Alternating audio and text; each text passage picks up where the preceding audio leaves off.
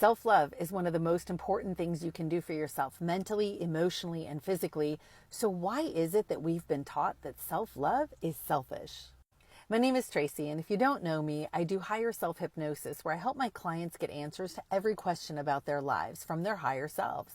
And we also look at past lives and what they do in between lives. One of the biggest things that comes up in my higher self hypnosis sessions is people's need to learn how to truly love themselves.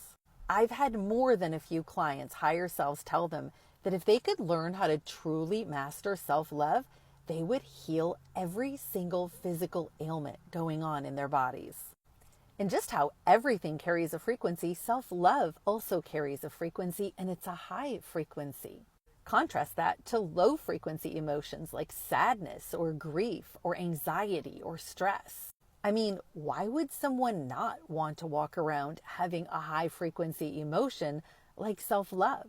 It vibrates through our entire being, positively impacting our entire bodies.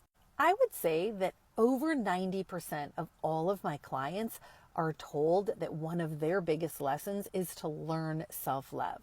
Self-love really does mean putting yourself first.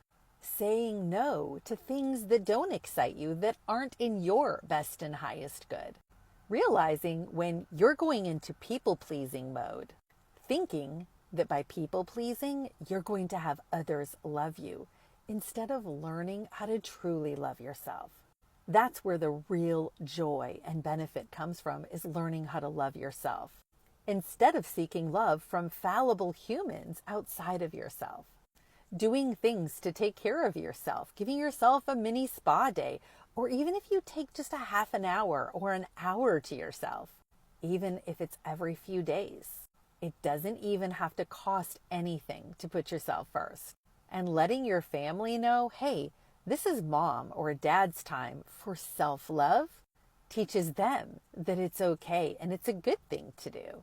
So why has the lie been perpetrated throughout generations that putting yourself first is selfish? Well, I think a lot of it stems from religion and generation after generation teaching that we have to be humble and that we need to serve and do for others. And while both of those things are true, they don't come at the cost of not loving yourself. That is a fallacy.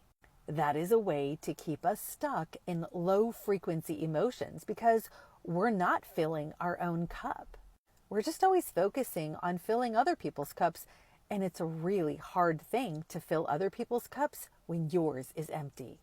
So the next time that thought pops in your head that you're being selfish if you put yourself first or do something that you want to do instead of what other people want to do, catch yourself believing that thought and remind yourself that it's not true.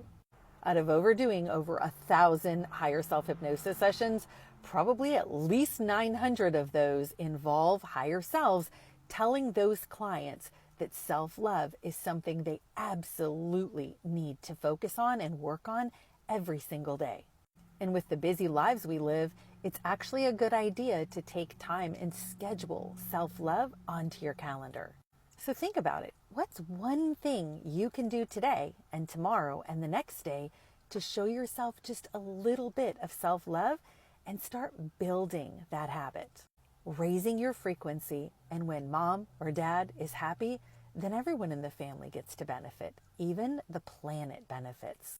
Because when we radiate a higher frequency, we feed that higher frequency energy into the collective energy of the planet.